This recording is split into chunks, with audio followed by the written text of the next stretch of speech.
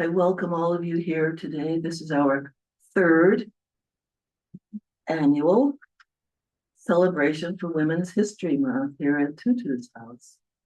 So it's really good to see you.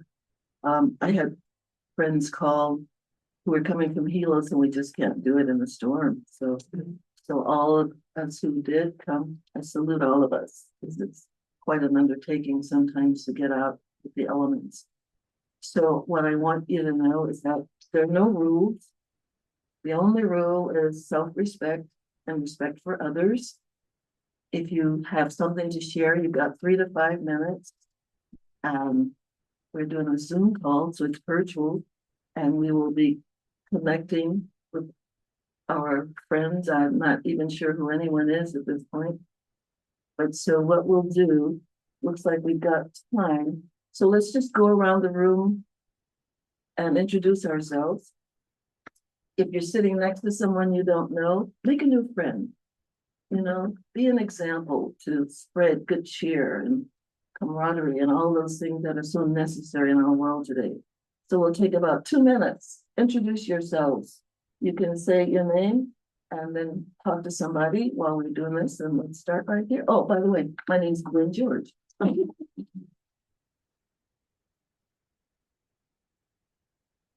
Hi, my name is Akiko, and I'll be sharing a trans feminist story because I'm a trans feminist myself.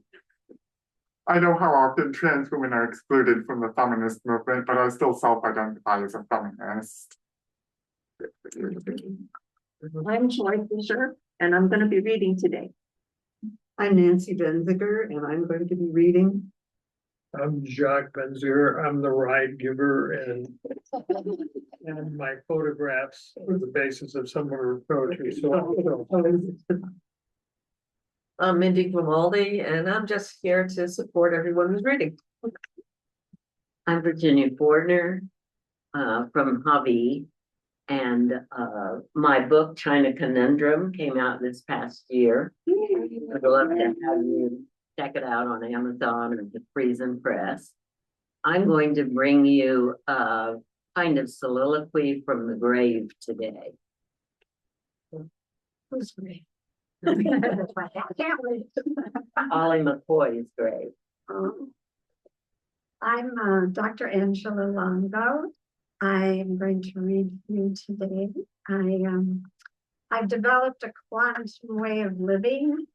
I've been an acupuncturist and a biochemist before, and I knew that the quantum world had some secrets for us that we weren't using. So I started writing about it and using them. And now I'm writing novels to get younger folk interested in it too. I'm going to offer a dramatic reading of my novel if anyone would be interested for fun. Thank you. Hi, I'm Raymond Mahalani Dale, and I write poetry, and I haven't decided yet what I'm going to read today, but something probably. I'm Diane Ravel, and I'm tied in with the Hawaii Writers Guild, currently an acting webmaster, and I run the Kohala Writers Group, Zoom type of group, and I attend the Kohala Library group that Virginia runs. I work, and I have a poem that I wrote that I'll read today. Hi, I'm Gail Ciccarelli. I am going to read something today. I haven't decided sure what yet, but okay. I'm Jenna Garcia. I'm new to this, old to writing, but and I'm going to read a little bit today from a beginning of a science fiction movie. Not yet a movie. We hope it's a movie someday. Okay, and so all of you who are on our Zoom connection, can you hear me? Yes. Yes. So we're going to do the same thing. If you will introduce yourselves, I'm not sure if you can see the screen, but at the bottom left, I see a landscape, seascape, or whatever. Could you introduce yourself? Sure. My name is Marilyn Kershals. I'm calling in from Oahu on the west side, Makaha, and I'm a member of Hawaii Writers Guild, and I will be reading a very short story. Thank you. Next. Going up on your left side, yeah, right there. Okay. Hi. Aloha. I'm Michaeliana Carrillo, and I know Virginia, but I would love to learn more about the Kohala Writing Group and what goes on. I'm in Kohala and Hawaii, and I'm a writer and I was a writing major, but I'm classically a body worker, a dancer, and empowerment and trauma release and the like. But I will be reading a poem. Thank you. Cheryl? Hi, I'm Cheryl Farrell, and I'm calling in from Kauai. So I'm just here today to listen and support the event, and I'm looking forward to hearing what everybody has to offer.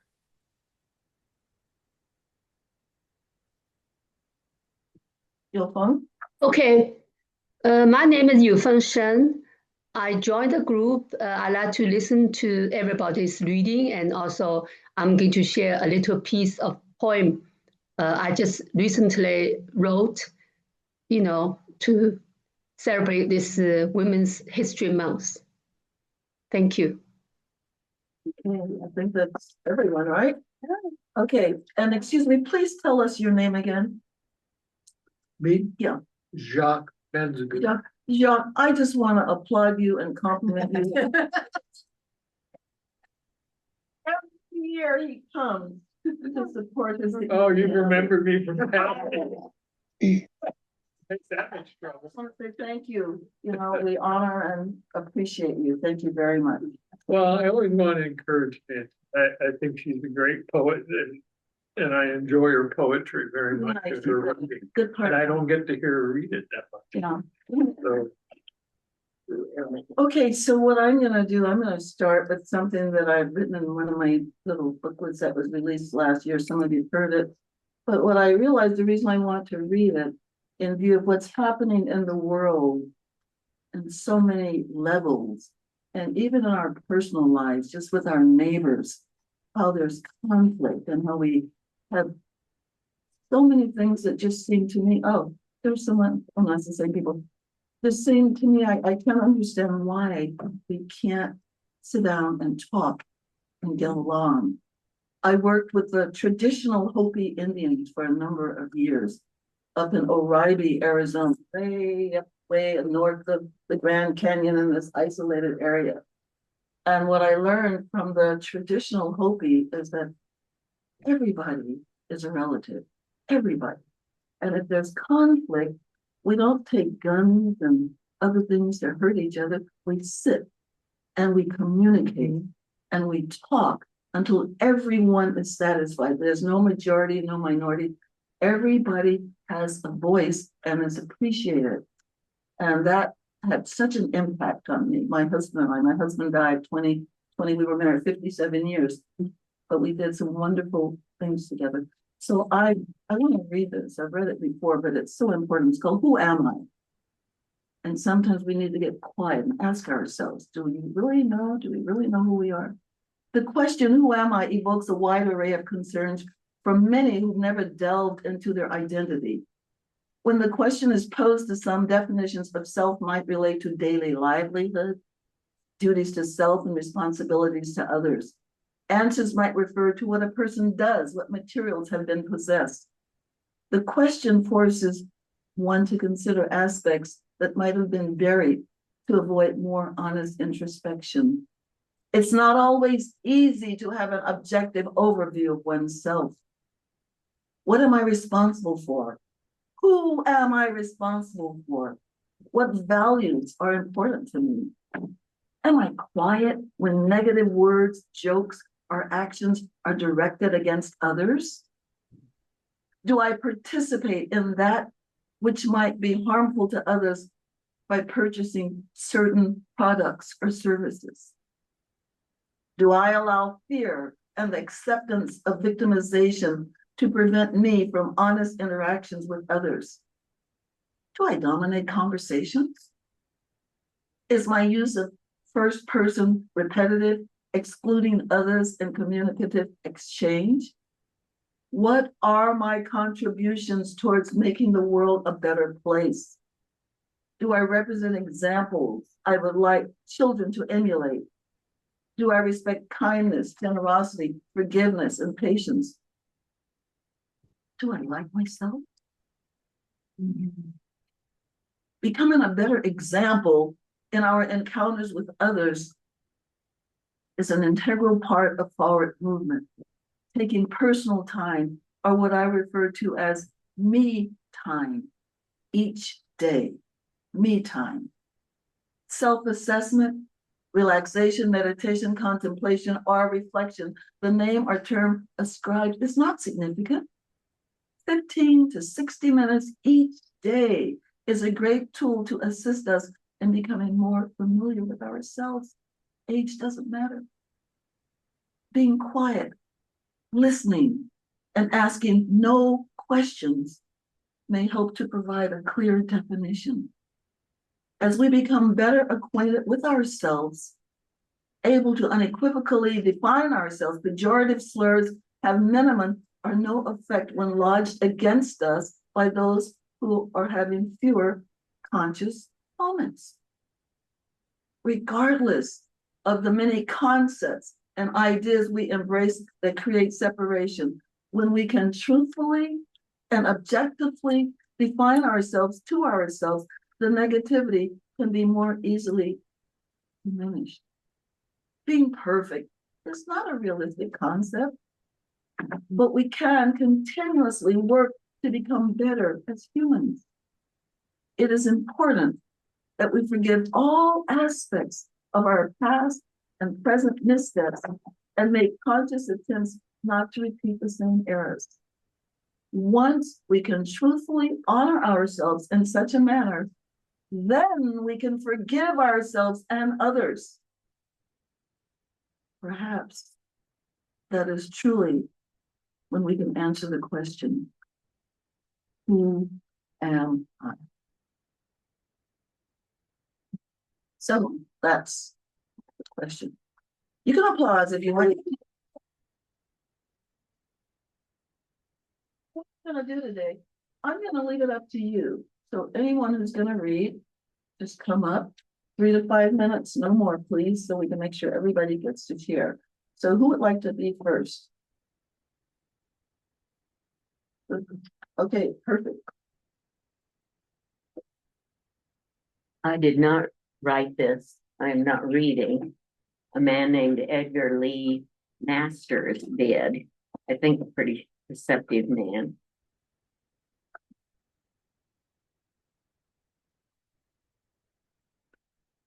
Have you seen walking through the village a man with downcast eyes and a haggard face? That is my husband, who,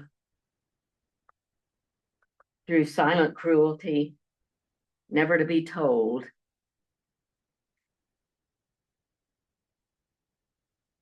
and broken pride and shameful humility,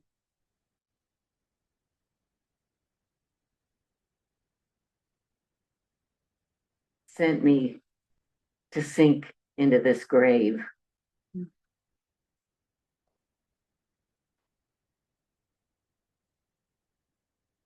With wrinkles, yellowing teeth, and that broken pride and shameful humility. But what think you gnaws at my husband's heart? The face of who I was, or the face of what he made me? These are what drive him to this place where I lie.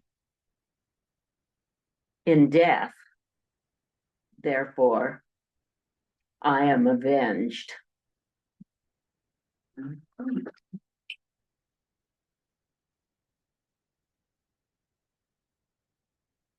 Thanks.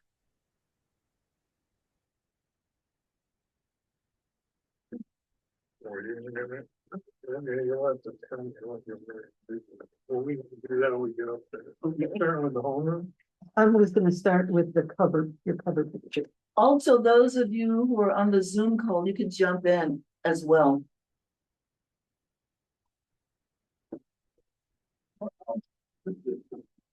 Okay, we're very happy to be able to present our work today. Jacques and I have, we have a collaborative thing going that we never did in our science. As scientists, we work in totally different areas.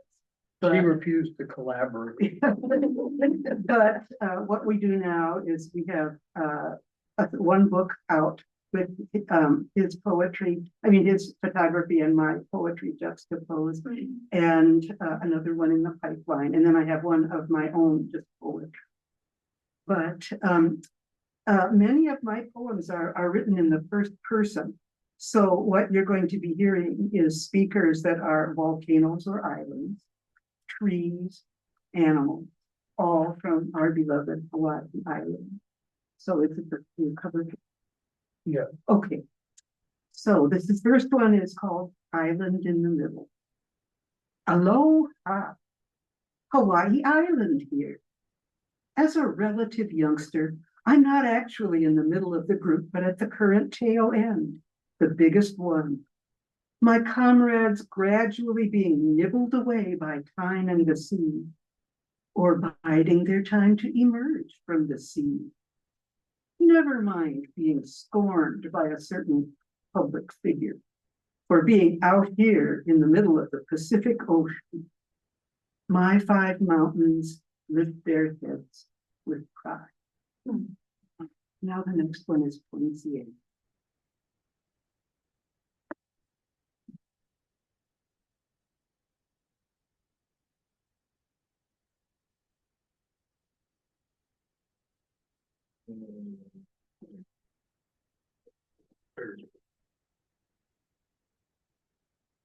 Yeah. This speaker here is a tree. It's one that's called by 3 different names in the landscaping community. And this, these poems are all coming from our book that's entitled Citizens, Voices and Faces from a Tectonic Landscape. And this is a citizen with an attitude. Oh. Okay. It's reveling in its reflection in the 200-year-old historic royal fish pond of Kamehameha the Great. We live down at Mauna Lani, and so those fish ponds are right around us.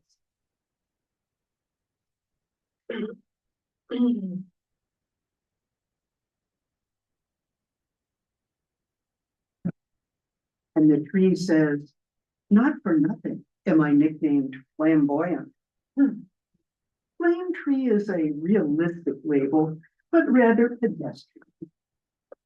My regal bearing and commanding spread far from home in Madagascar to new lands makes Royal Poinciana definitely the best. And then the final poem is going to be home.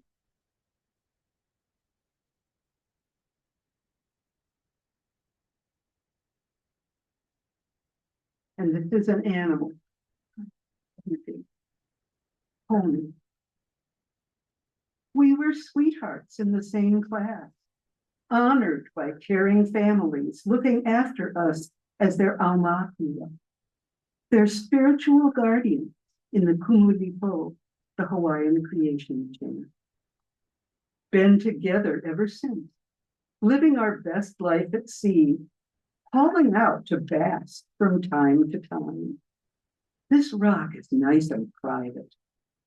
If we hit the beach, the clueless come close to poke, ignoring warnings and the prospect of legal fines and a nip or two. Guess which of us is which and why that is. While other subspecies feel bigger males intent on combat and rape, we true aquatics raise sensitive, highly mobile males. whose elaborate mating displays best attract the female's option of choice. No need to be bigger to be better. We've been on Earth for 50 million years. Something to think of. Thank you very much.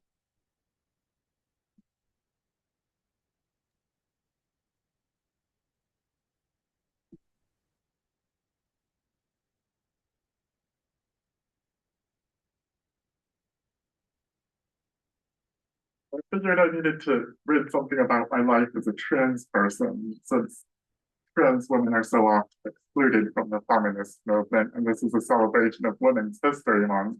And I don't feel like it would be inclusive if it didn't include all women.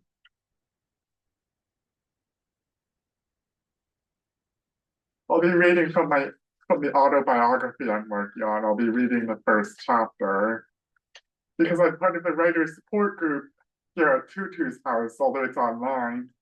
And recently, some people in the writer's support group, including Joy, heard some of my trans positive fiction and told me that they'd like to hear the story of my own transition. So I figured I'd write that.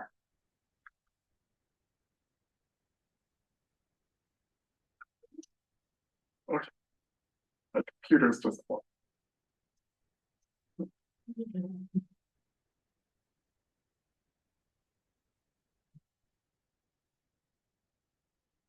Born to Me, a Trans Feminist Story by Akiko Miyazaki.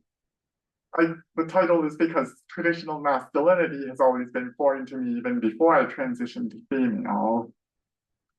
I remember the first time my mother told me I was a boy. This event would have been wholly unremarkable and almost certainly would not have stuck with me to this day if I really had been a boy. But in fact, I am a transgender woman. What I remember, although this was a very long time ago and I was quite young at the time, is that something about my mother's proclamation that deadening as a boy did not sit right with me. Aside from my transgender status, the fact that I am autistic is another important part of who I am. While gender dysphoria is frequently diagnosed in autistic people such as myself, it can be challenging to diagnose in such people. Many people believe that autistic transgender people cannot truly know who we are, but this is not the case at all. Many autistic people, myself included, do not see their own autism as a disorder, and therefore we take issue with the diagnosis of autism spectrum disorder. There's actually a parallel with the transgender community here. The mental health diagnosis now known as gender dysphoria was once known as gender identity disorder. Understandably, many in the transgender community took issue with this, as they did not see their genders as a, quote, disorder, unquote. As if this was not oppressive enough, trans women are often excluded from the feminist movement because trans exclusionary radical feminists, TERFs, have undue influence in the movement. This is why it's powerful for us to self-identify as trans feminists, as I do. Although being transgender itself is not an identity, it's who we are. I would argue that TERFs are not true feminists because they discriminate against the most marginalized women of all.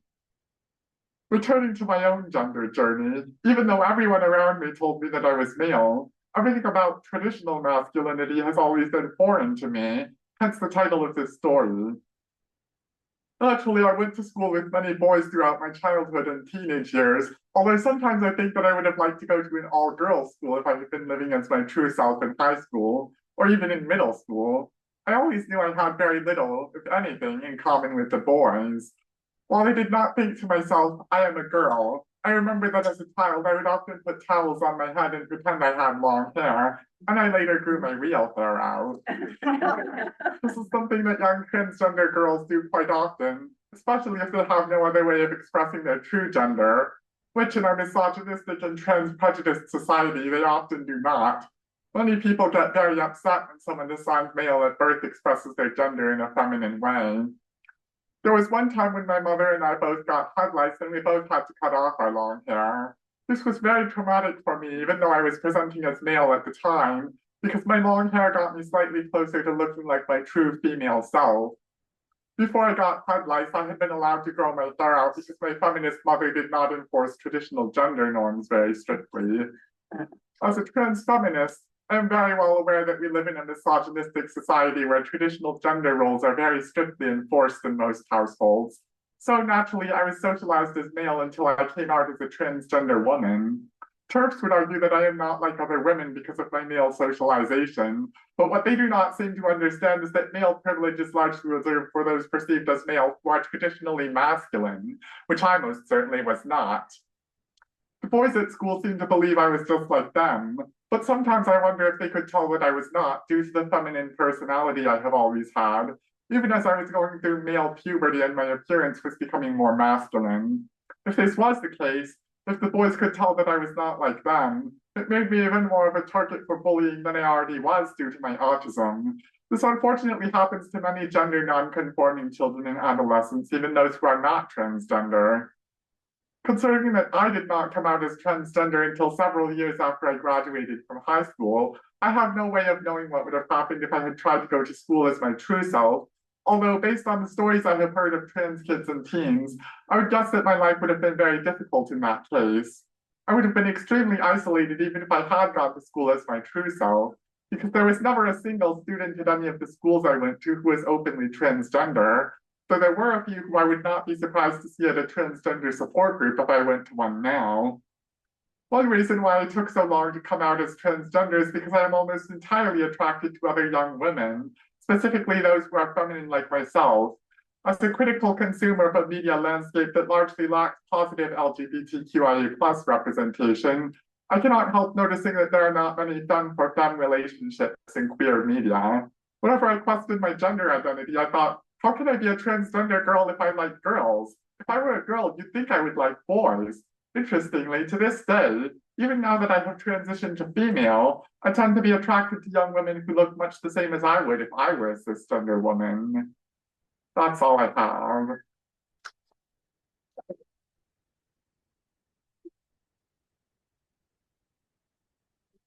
May I offer a comment, please? Sure. Yes, your story is so fascinating, and in the world of, I'm a neurobiologist, and is a very well-known neurobiologist. Her name was Dr. Barbara Barris, and she transitioned when she was well established in her career at Stanford to become Dr. Ben Barris. So when Ben got up to give a talk, there were several, there were people in the audience, and one male in the audience turned to another and said, his work is so much better than his sister's.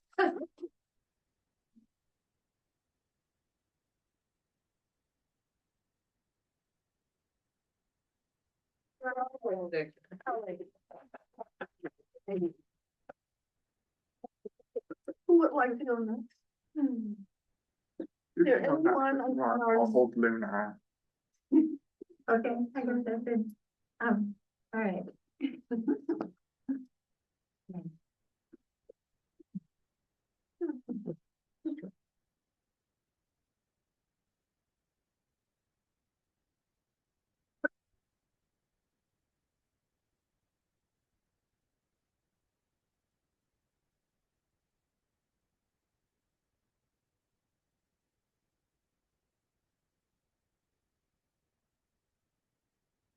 So the title of my poem is Sum, and S-U-M as in math. For my daughter. She is making her body into a living sculpture, a testament to truth. She is subtracting, rejecting the instruments of oppression. She is adding, affirming softness, grace. She is challenging misconception and embracing femininity. She is more than the sum of her parts.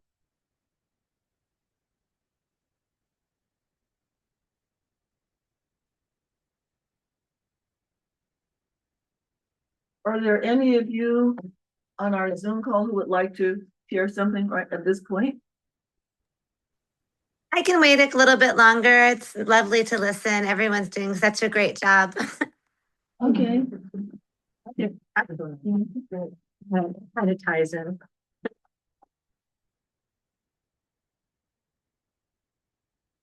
This is something I wrote on Mother's Day, so it ties into it. Would you say your name? Oh, Gail. The title is Child of Mine. You were born of me and passed through me. You are my flesh, my heart, my soul. You were created in me, nurtured in me, and held in the most precious regard. Our two hearts were beating as one.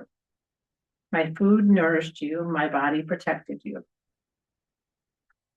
Though our bodies physically separated at your birth, our emotional and spiritual connection remains. It cannot be broken or diminished in any way. You are still heart of my heart, soul of my soul, flesh of my flesh. When you rejoice, I rejoice. When you grieve, I grieve. We are two spirits acting as one, two souls joined for eternity. So, my child, though space and time may separate us, we are one. You are mine, yet you have never been mine. I am yours. I have never been yours.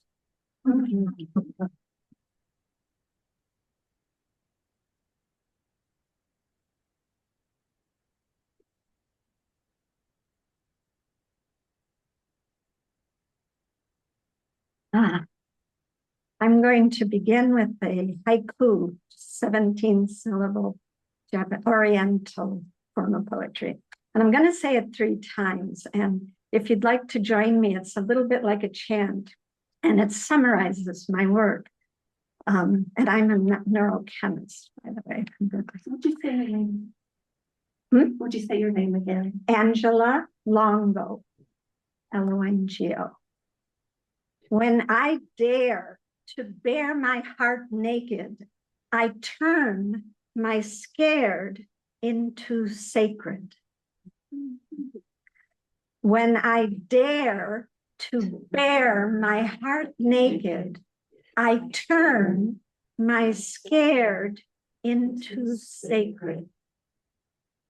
When I dare to bare my heart naked, I turn my scared into sacred.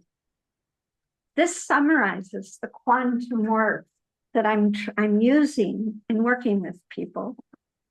And I'd like to read you another little set of haiku that describes it a little more. Quantum waves structure matter like a cocoon structures a butterfly. Quantum butterflies change into new colors and instant fresh species. Quick spin, disappear. New wave brings information to bodies, new life. Free choice of data of my desires gives a desirable body. And that's really how it works. These quantum waves are spheres, and they expand as big as the universe, and then they bounce back and spin inside our body, a half a spin or one spin to make our body. And that's how we're touchable, believe it or not. The last poem is called, it's from the novel, The Quantum Love Story. And she's a journalist, and she writes this in her editorial. It's called To My Lover, the Ocean, Like No Other. As soon as you, my ocean, receive me, every cell of my body relaxes and lights up. And I feel held without judging nor expecting. I stroke you as I swim. You receive me again and again. My body relaxes into you. The beauty of unique rainbow-colored fish swim around me like your smile. I begin to sing Cockabell's Alleluia canon as the fish spin my dial. They are, in fact, the living light. And all of this nurturing swims past me day after day, Ocean, you show me how to remember, how to receive. Your waves rock me, my body rolls, sighing yes, yes, and yes. Thank you. If anyone's interested in getting together and reading this dramatically, I'm going to do it at my house weekly on the same time. So just get in touch with me if you'd like to. Thank you. Beautiful. I would love to read on back of Angela. Mine kind of goes along with hers, actually. Okay. Who is speaking, please? From the Zoom. Oh, sorry. Wait, let me put my camera back on. My fault. Hi, Mikkel. And aloha, Angela. That was beautiful. And everyone, that was really beautiful. All of your readings so far. I'm sorry I'm not in the room with you all. I meant to be. But anyway, thank you. I can't see any of you though. Oh, well, that's okay. Okay, you can hear me though. Yeah. Okay. So this is an original work from myself called Movie Mind. You are in a movie and you are in the starring role, and the entire goal is to be whole. The movie is happening within your own mind. It's up to you to decipher, connect the dots, and unwind. The game is tricky, lots of mirrors we don't want to see. Remember, I am you and you are me. Let the colors, sounds, shapes soak in thine eyes. Release thy troubles, release thy disguise. See beyond the negative voices that swirl in thy head. They talk a good talk, but they want you to stay in bed. We got to dig deep to find that inner child and thy hand. Choose to seek to understand. Embrace all that brings pain. Rewrite your story. Only love remains. The game is tricky. Lots of mirrors we don't want to see. Remember, I am you and you are me. We got to forgive if we truly want to live. Yes, we've got to forgive if we truly want to live. We got to embrace instead of pull away. It's up to us to choose a new day. If not us, then who? Time to follow through. I create I reality. Let go of the insanity. The time is nigh, time is high, nothing left but I. Detours will be put in your way. Don't let the roadblocks lead you astray. Follow the line, allow the divine to guide you through the maze built just for you. The course is tricky and often sticky, trying to keep you from moving on, but don't buy that dancing song. Keep on walking, let them keep talking, only you hold the key. I am you and you are me. Use the mirrors, face the fears, don't buy the lie, look inside. Heal the wound, release the pain. I am that I am, only love remains. Break the tape, bust the loop. We are the sacred hoop. It is but one thing, and here we are in a dream within a dream within a dream. And so I set my temple right. I claim my brilliant light. Nothing can rattle me or move me from neutrality, for I am love and I am free. It is time to love one another. Stand together, sister, brother. Cast away all doubt and remove all fear. Open thine eyes, listen and hear. To the winged ones, the four-leggeds, the wind and the four-leggeds that roam. They call out, wake up, you are already home.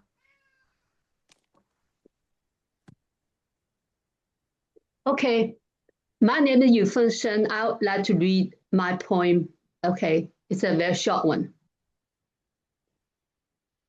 This poem is a tribute to women pioneers of the past and the present, and to all the daughters of the future, honoring the spirit and the passionate pursuit of truth that requires the courage and the persistence that connect people across the ocean and in every corner of the world.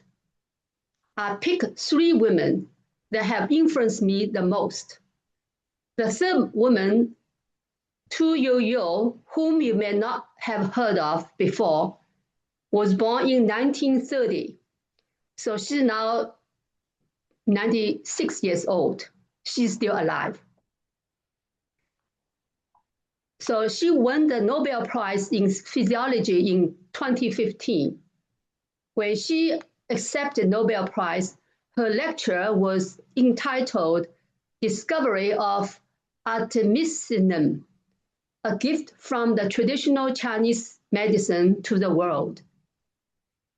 So the first one, I will be talking about Pearl Buck, okay, the writer. The title is Unbroken Thread from East to the West. Across the map where the borders are thin, they look for the light that resides within. From the dust of the village to the Nobel's bright stage, they rewrote the laws of a restrictive age. Pearl Buck took the stories from east to west, put the spirit of humanity to the test. She walked the yellow earth, felt the harvest beat, made the bridge of human understanding complete. From her girlhood in the Middle Kingdom to the Nobel Golden Light, she proved that empathy is born with when writers begin to write. But the bridge was built by many more hands, by the voices that rose from the ancient lands. Number 2, the anthropologist. In the quiet Gobi where chimpanzees play, Jane Goodall watched the wild in a revolutionary way.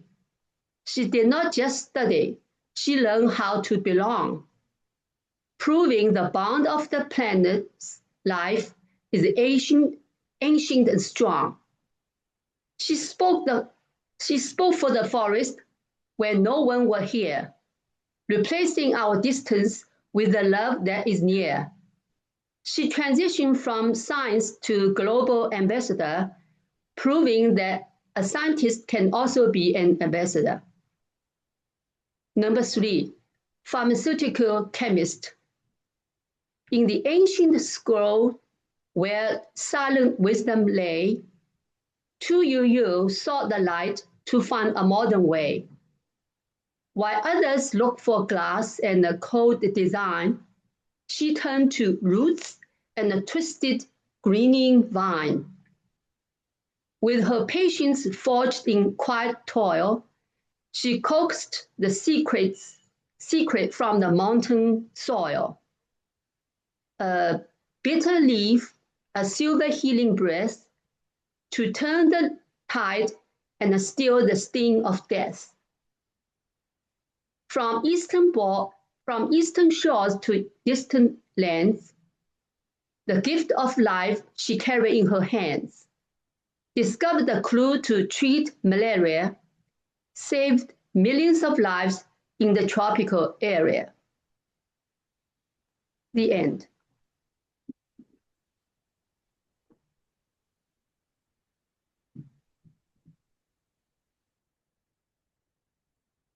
Thank you, Stefan, thank you. Okay, I just want to introduce these 2 women who just arrived because they've come from Hilo and Mapahoiva. So why don't you just introduce yourselves quickly? You've got 30 seconds. I'm Mary Ferrell, and I worked and met this beautiful lady at Lapahoi High School. Hi, I'm Gentry George, and I am this beautiful woman's daughter. It doesn't require applause. We're a mother-daughter pair too. Right there? Yeah. No, actually read something about me. All right, let us continue. Who would like to go next? So, I will go, but I'm way out of the ordinary of everybody else. that's all right. Whatever you do. I'll know better. This? Yeah, oh, I'm sorry. What'd you say your name? My name is Janet Garcia. And this is a novel called The Do-Over Button. I swore the next time I was immersed in a 6-month project, I was definitely going to get my hair trimmed first. Do my overlong bangs and tried to get them to tuck behind my glasses for at least the 100th time. That would be one time for each of the 100 times I had entered this column of quantum engineering calculations onto the screen in front of me. Immersed. I was immersed.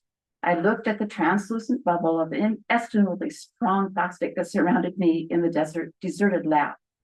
It resembled an oversized Christmas ornament, the kind with the beautiful angel inside. Except I was sitting in the center of a piece of supposedly cutting-edge time travel technology, and they have no resemblance to any angel, Christmas or otherwise.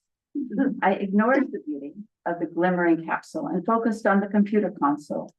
I growled in frustrations as lights, which should have been turning green in this stage 3 readiness countdown, stubbornly remained red, or even worse, turned completely dead.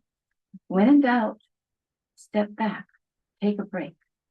Even as pressure mounted inside me to get the 2-time ship spinning on its way, a flash of advice from long ago echoed in my mind. And the words were in Murdoch's voice. Had it been more than 25 years since I had even heard him speak? And it was even longer ago when we were both here, our conversations echoing along metal corridors as we built the framework of the future. The security monitors from the perimeter of the worksite displayed flashes in a continuing sequence of black and white images, but the control screens, which should have been providing real-time data in colorful displays, were decidedly blank, not even a test pattern. I side-eyed a glimpse of myself in the shining blank surface of yet another non-responsive computer screen. The brown hair had transformed through the years to have a noticeable amount of gray. I did not dye it. I rather liked the streaks. Looking back at me was a woman with what, back in the day, I would have considered an old lady haircut, with the end shaped into a curve just below my ears, with bangs that were at that moment a damned nuisance. I missed my longer hair, missed that young, flexible body. At least, I thought, I had not gone over the edge with my clothing. I was wearing simple black trousers and a pink striped tunic with long sleeves. The other day, I saw a woman in the store who was my age.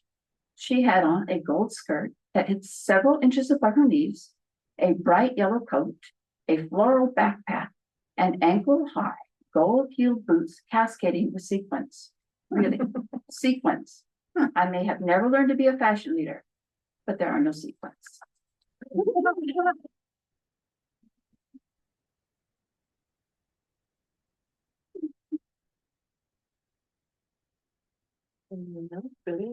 I'll go. It should. So this is a poem I wrote that seems to relate to current circumstances. So little, so late. Let's dig deep to find the dirt that's right before our eyes, for deeper still is the evidence of the perpetrator's lies. We see the damage they created while victims often die at their own hands and with despair from the cover-up made of lies. With power, money, fame in hand, they promise dazzling lives, but with a few sexual favors required to secure the promised career, all lies. Attempts to bring justice to perpetrators, it has taken decades to finally come, but some in government are slowing it down, ignoring the law, manipulating it for some. Self-serving enablers are now coming to light, brought out by those repulsed by the deeds they despise. Many victims stand up for a righteous fight, uncover and testify against those telling lies. Struggling to remain hidden by telling more whoppers, paranoid of their reputation's demise. But eventually their comeuppance will occur. Judgment Day is coming late. Coming at all is a surprise. Yeah.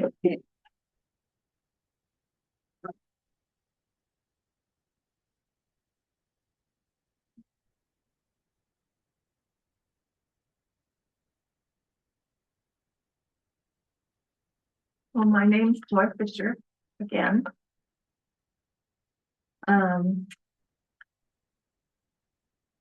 a few weeks ago, I watched a miniseries on Amazon Prime called The Gray House. It's a mostly true Civil War narrative about Southern women in an espionage ring that reached as high as the executive mansion of the Confederacy of President Jefferson Davis. The Gray House of the title. One of the three women was a Black woman named Mary Jane Richards. She's the one who infiltrated the Gray House. I can understand why she was willing to be a spy, even though she knew if she got caught, she would likely die. She said in the story, "If I die this way, my life might make a difference." But the other two women were white socialites, a mother named Eliza Baker Van Loo and her daughter, Elizabeth Van Loo, who lived in Richmond. They had raised Mary Jane, sent her north to be educated, paid her passage to Liberia so she could be a missionary to the Black people there, and then paid for her return home at her request in 1860, the year before the Civil War began. I was intrigued. Why would two Southern belles do such a thing? And why would they become spies for the North? I started to do some reading about these women. I discovered that Elizabeth, the daughter, was born in Richmond in 1818, a true daughter of the South. But her mother, Eliza, had been born in Philadelphia in 1798, where her own father, Hilary Baker, had been a founder of the Pennsylvania Abolition Society way back in 1775, before the Declaration of Independence, and almost a century before the Civil War. In the 1830s, Eliza sent her daughter Elizabeth to live with her Philadelphia relatives for schooling. There, this budding Southern belle was introduced to the family's abolitionist convictions. One source reports that Elizabeth had a governess in Philadelphia who advocated for the emancipation of slaves.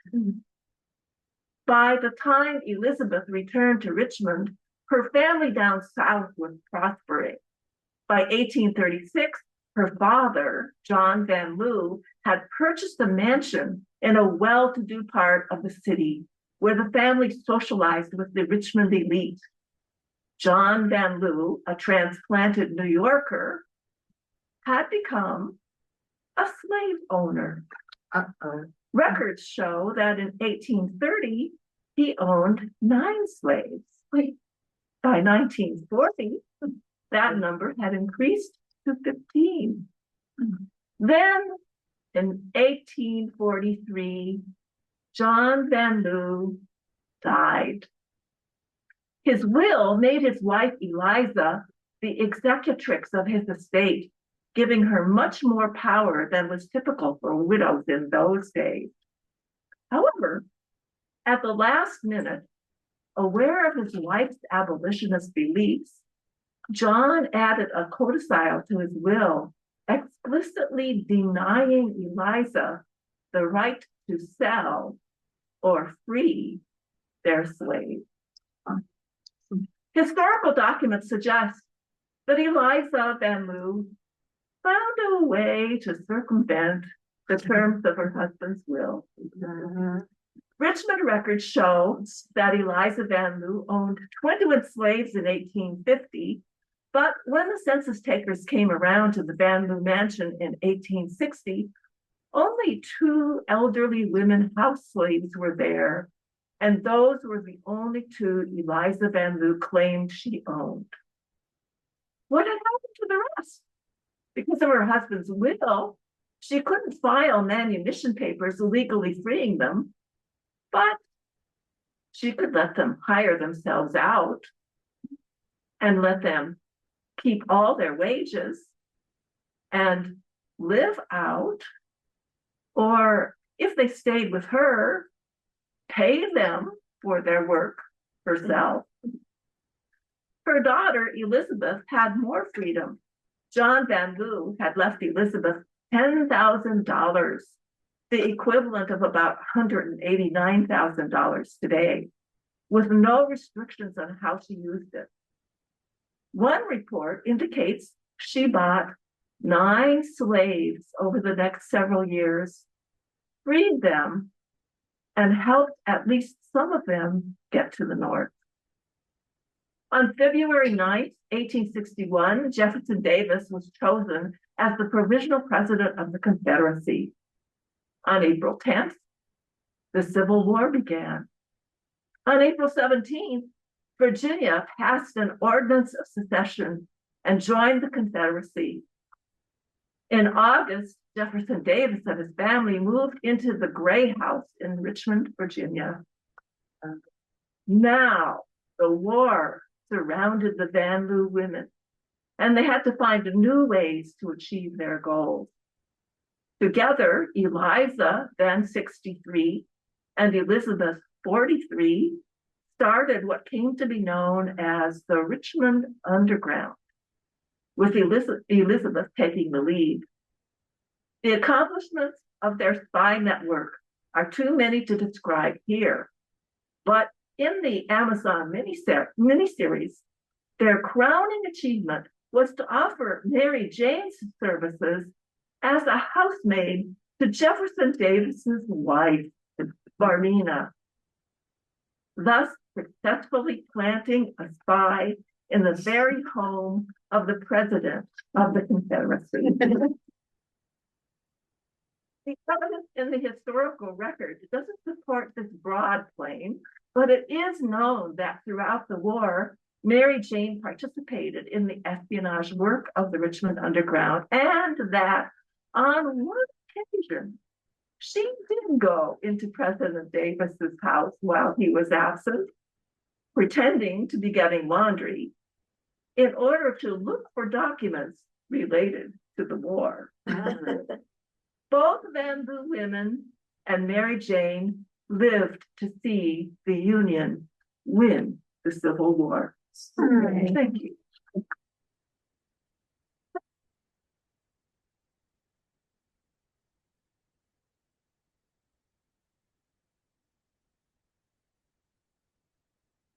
Cheryl, Anna, would you like to share? She's just listening. She's just listening. That's what she said. Okay, do you remember the person at the bottom of the screen? Who is it? You thought red. No, Hi, Marilyn, Right. me, the ocean person. Yeah, I'd like to share if there's a chance. Perfect. Right now it's good. Okay, thank you. Okay. This is a kind of a short story here. Planning my escape. There were 2 memorable times when that happened.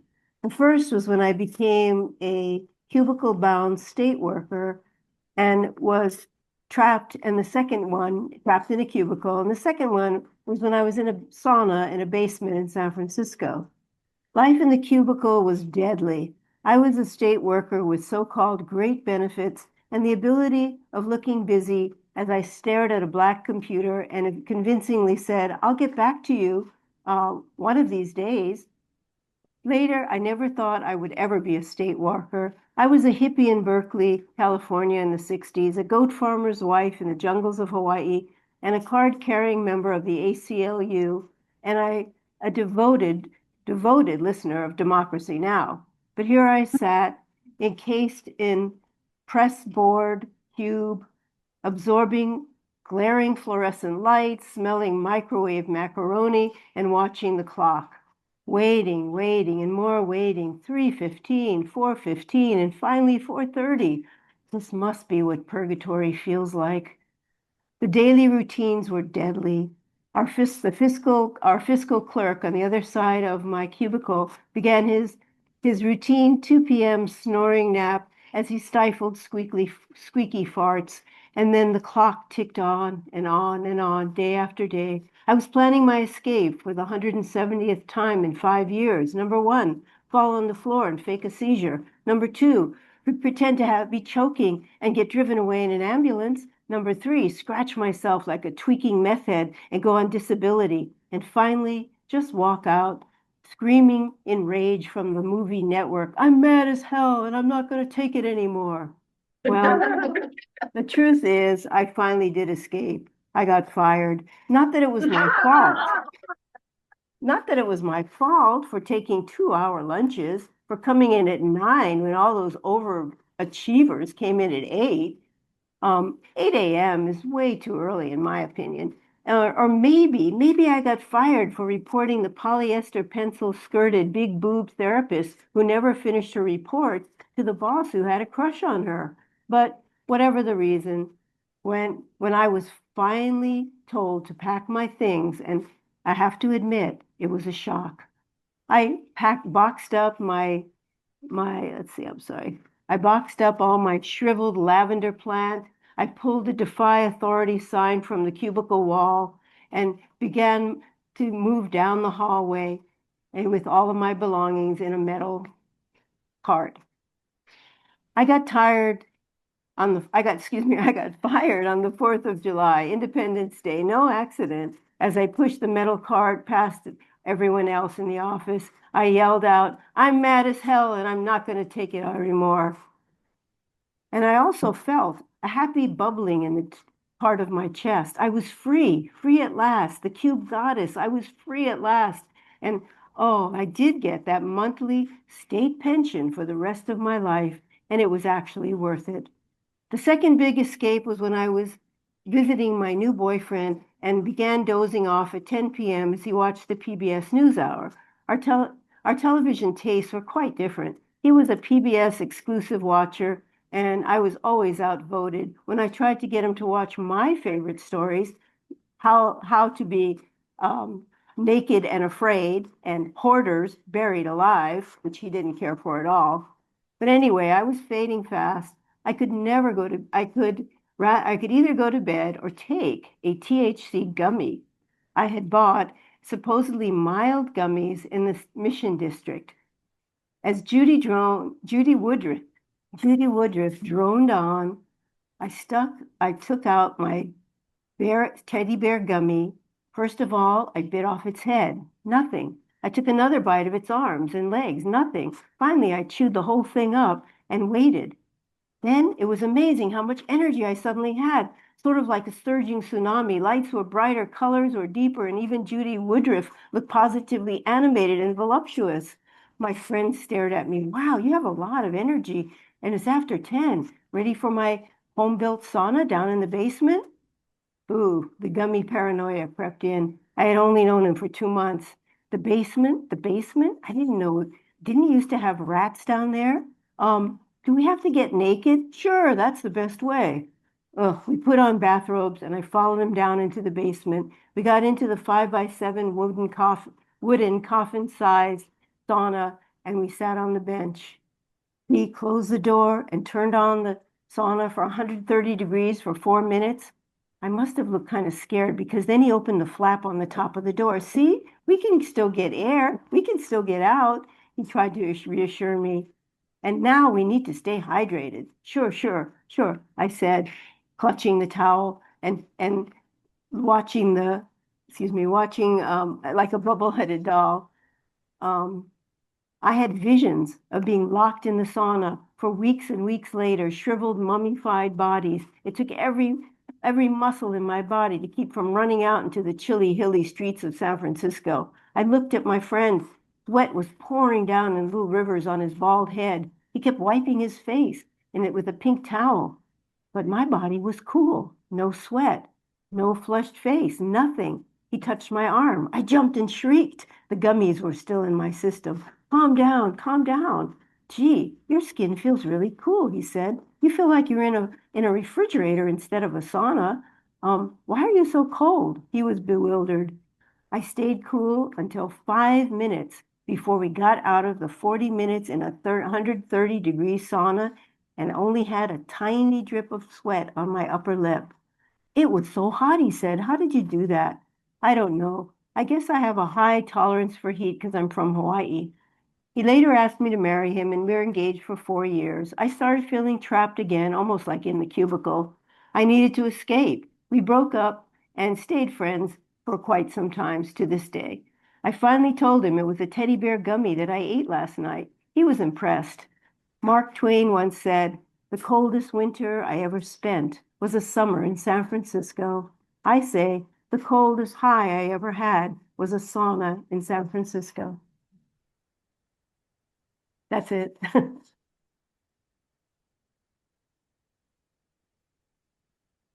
Thank you.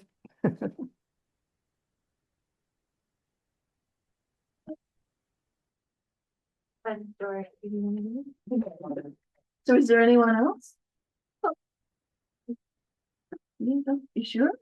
Okay, well, I have actually got two things, so I'm gonna start with this one.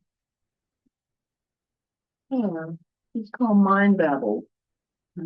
Fear. Self-imposed inferiority. Self-imposed superiority. Do I smoke this? Do I eat this? Or do I snort this? Or do I shoot this? Pray, meditate, chant, sing. Do I? Carefully, precisely. Self-righteousness prevails in my choices. Selecting those with similar mind attitudes. The only truth. The only truth. You're rich. You're poor. You're married. You're single. Narrow-based perceptions of exclusivity, shutting out others across the sea, over mountain ridges, aggressively taking land, oil, whatever.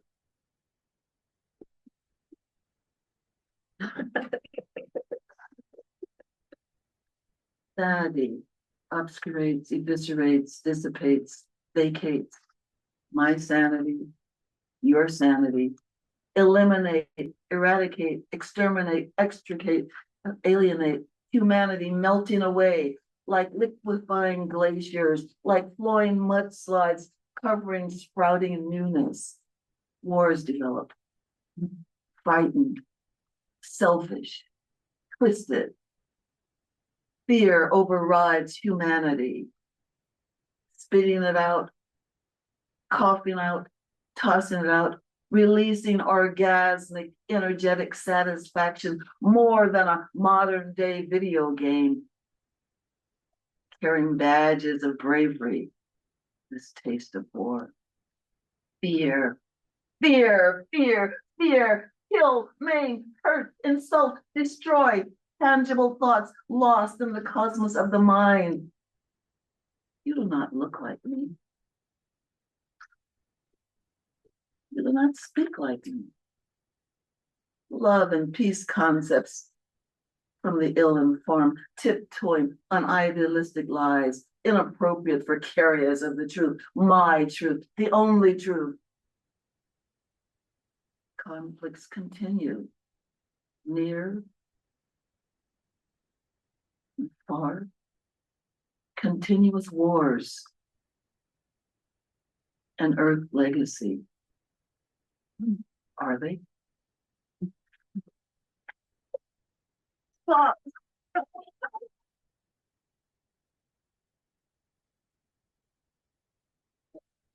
Okay, I'm gonna do this last thing.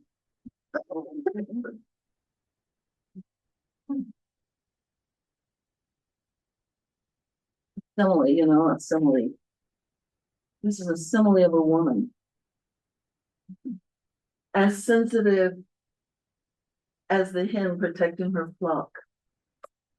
As alert as a sleeping lion aware of its surroundings. As beautiful as a morning sunrise filling the landscape. As magnificent as the hush when the evening has surrendered, as strong as caresses that bind the hurts, as mindful as the alarm alerting those sleeping ones, as generous as a fruit tree sharing abundance, as careful as those undomesticated who stay on the path, as wise as forgiving ones who release the path, as truthful as consciousness allows, as glorious as unselfishness permits, as free as awareness plays homage to, as lovely as the love that encompasses me, as honest as my true nature stepping forth,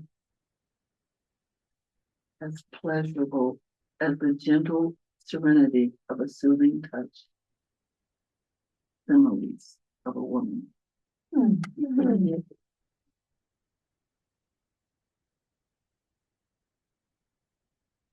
So if anyone wants to share again, you're certainly welcome because we have time. But I also want to acknowledge the Hawaii Writers Guild. Those who are members, could you stand up or raise your hand or shout or do something? So most, that's okay. So Hawaii Writers Guild, and the guild is always welcoming new members. So if you want to become a member or if you know of anyone, your support is certainly welcome. I also want to invite you on, I think it's April 21st. I don't have the date. You can check it out. The Martin Luther King Peace Poem Contest. It's been going on for over 20 years. And it's available to all schools on all islands. And Melinda Gong is the originator of this amazing, wonderful event. And students from kindergarten to 12th grade submit poems. And then the poems are selected. And so ours will be at UH in Hilo. I think it's April 21st. I have to find the date. But at any rate, it's just such a wonderful contribution by youth. So if you are available or if you know any young people to encourage, it's a poem about peace. And we've got a scroll that's this big. And at one point it went to Washington, D.C. And anybody who has any ideas about peace, write something about peace. And to me, that's so much more important today when you consider what's going on in the world. And I'm an instructor and I work with these kids, and sometimes it scares me. I get really emotional because they've got all the video games and they're learning to be killers. You know, when they play the video games, the victory is who they can kill, who gets destroyed. And it's such a different way of thinking, and it's really hard as a teacher. Many times I vary from the curriculum. I don't care about that. What I care about is what kind of human are you going to be? What kind of person are you growing up to be? And so I'll tell you back to that Martin Luther King Peace Poem. One time there was a little kid in kindergarten, a little girl, she wrote a poem. And I still remember it. It's just so wonderful. And the question was, what does peace mean to you? She said, well, peace means to me if I sit down on the ground under a tree and I eat an apple. That's just so wonderful. Just so sweet, so innocent. And so if there's any way, any of us, anything you can do to help make the world, I remember during the 60s, everybody was out protesting and working and trying to get peace. And right now I'm just shocked. I'm really shocked at what's going on in our world. And so each of us, you're writers, you have a responsibility. You have a responsibility. If you've chosen to be an artist of any sort, part of what we as artists do is to share. So everybody can't read or do it a certain way, but most people can appreciate some form of art. So if there's anything you can do to help make the world better, you are needed. We are needed. I work with 60 children every day at Lapahoehoe School. I teach 7th, 8th, 9th, 10th, 11th grade. every day. And there are a few kids who have different visions based on their lives and their experiences with families and all. So many of the kids, video games, and what are you learning to do? Kill. You become victorious when you kill, And so it will be easy to continue the wars because it's easy to just kill. So whatever you can do, I invite you to please help. I mean, maybe some of us marched during the Vietnam War, some of the civil rights, or some of that stuff way back there. It's not over. I had thought by the time I get this old, I'm a great grandmother. I just had a new great grandchild born last week. I'm a great grandmother. And I thought by now, I was such an idealist. Don't give up your idealism. Don't give it up. But to make the world better so that we can stand up and be responsible for what's taking place. Thank you very much for today.